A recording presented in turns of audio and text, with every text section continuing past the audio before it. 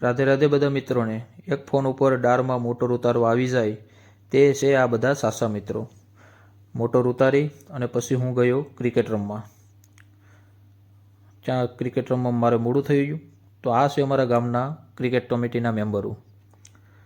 મેચનું તો કાંઈ રિઝલ્ટ ના આવ્યું, પણ આ છે અમારા ગામનું ગંગનાથ ક્રિકેટ ગ્રાઉન્ડ।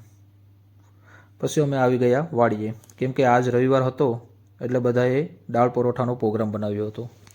ત્યાં પહોંચ્યો ત્યાં દાળ પણ તૈયાર હતી અને બધા પોતપોતાનું કામ કરવા તૈયાર જ હતા। આ છે અમારા ભાઈ, તે વિચારે છે ક્યારના કે સૂલો કઈ રીતે બનાવું, પણ છેવટે એણે 3 પથ્થર મૂકી અને સૂલો તો બનાવી જ લીધો।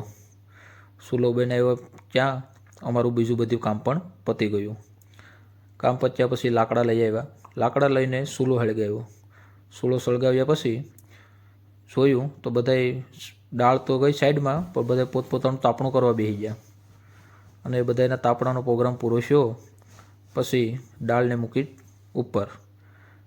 પછી દાળને બફાવા દીધી અને દાળ બફાઈ ત્યાં બીજું બધું કામ હતું એ પતાવી નાખ્યું। આખો ડાયરો આવી ગયો અને પછી શરૂ કર્યું દાળ બનાવવાની પ્રક્રિયા। મસાલાને ભાંગી પછી વઘાર આપી ટોપમાં, પછી કાશ્મીરી ચટણી નાખી અને દાળને બનાવી એકદમ લાલ લાલ કોલા જેવી। આ છે અમારા રસોઈયા, જેને બધી જે કહું એ બધું આવડે છે એને બનાવતા।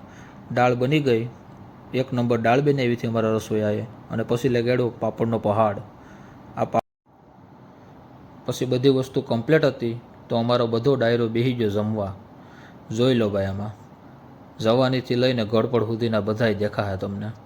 આ છે વાડીની હાસી મોજો। બધાએ પોતપોતાની રીતે બધી વસ્તુ લઈ અને બેસી ગયા છે જમવા। આજ માટે એટલું જ હતું। મળીશું કાલે નવા બ્લોગમાં, અને બધા ભાઈઓને રાધે રાધે।